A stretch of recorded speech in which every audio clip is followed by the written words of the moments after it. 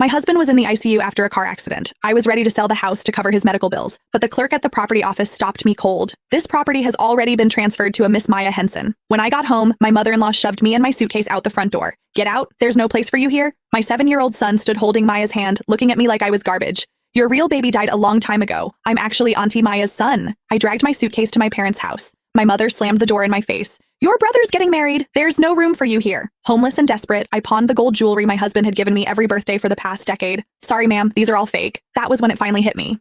10 years of marriage and my husband had never once been sincere. I wandered the streets in a daze until a vagrant dragged me into a back alley. To save myself from something worse, I slammed my head against the wall and died. When I opened my eyes again, I was back in the first year of my marriage. Layla Simmons, I found this cute little 2-bedroom over in Riverside. Could I maybe borrow some money from you? It was after dinner. I was sitting on the couch flipping through channels with the remote. Maya Henson, with an encouraging glance from my mother-in-law, settled onto the cushion beside me and tested the waters. My head snapped toward her. I locked my gaze on that perfectly made-up face. This was exactly how it had started in my last life. Joel Henson and I had barely been married a month before Maya came asking for money. Back then, her excuse had been a $60,000 car she wanted for her commute. I can probably scrape together $45,000 at most. That was what I told her in my previous life. She never paid back a cent. Not in 10 years. Something in my stare must have been too sharp because Maya flinched. She twisted her fingers together and inched back on the couch. I know it's a lot to ask, but when you married my brother, it pretty much wiped out the family's savings. I just graduated and I want a place closer to work. I don't know anyone else I could turn to, so you're kind of my only option. My mother-in-law swooped in with a warm smile to back her up. It's our fault, really. Your father and I just didn't have enough.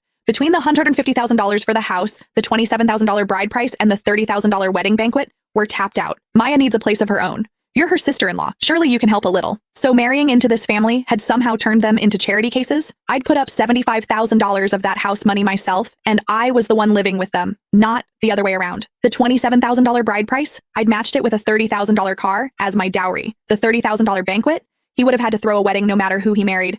And yet somehow, every last dollar of it had been pinned on me. Layla! Maya tugged at my sleeve, giving it a little shake, trying to act cute. I turned off the TV. My voice was flat. Sure, I can lend you money, but this is my premarital asset. You'll need to sign a formal IOU with a repayment date and interest rate. I'll also need a guarantor and collateral. The color drained from Maya's face. She looked to my mother-in-law like a drowning woman reaching for a life raft. Laurel Henson shot to her feet, bristling. What do you mean? Your premarital asset? You married into this family. That makes us one family. Why are you talking like we're strangers? Making your own sister-in-law sign an IOU? If word got out, we'd be the laughingstock of every relative we have. I picked up an apple from the coffee table and began peeling it, slow and deliberate. I've been married for all of 5 minutes, and I'm already dipping into my personal savings for my sister-in-law. People who don't know better might think I was so desperate to marry your son that I'm buying my way in. Now that would be embarrassing. You... Laurel's jaw clenched so hard the muscles in her cheeks twitched. Maya grabbed her mother's arm just in time. Forget it, Mom. I'll figure something out on my own.